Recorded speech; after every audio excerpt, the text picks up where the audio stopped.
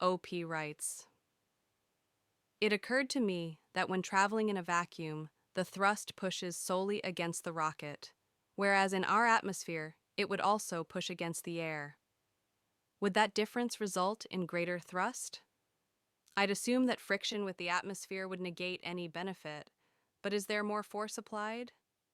Chat says, "No, pushing against is the wrong way to think about rocketry. All of the thrust comes from the Newtonian principle of equal and opposite reactions. All atmosphere does is impose drag, unless you have a separate air-burning engine. If you take the same engine, then it produces more thrust in vacuum, typically approximately 10 to 20%. If you optimize the nozzle for a vacuum environment, then you gain another 10% or so.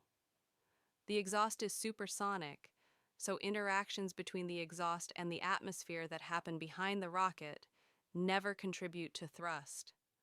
What you want is an exhaust flow that can expand and get faster in the nozzle for as long as possible. Pressure from surrounding gas is just in the way of that. Yes and no. Rocket engines are designed to be more efficient, either in the vacuum of space or at atmospheric pressures, with the primary difference being the shape, size of the nozzle. Take a look and compare SpaceX's Raptor engines on the Starship.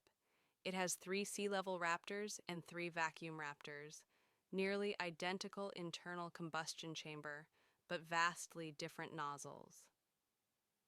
The reason for the different nozzle shape is to maximize the exit velocity of the exhaust over its operational conditions. At sea level, the atmosphere pushes against the sides of the exhaust to keep it focused, whereas in a vacuum, there is no atmosphere, so the nozzle is needed. Otherwise, a lot of the momentum is lost, as exhaust exits to the side and not contributing to the forward velocity. Ideally, if we could develop a reliable, cost-effective, lightweight, continuously variable nozzle, we could get away with one nozzle design,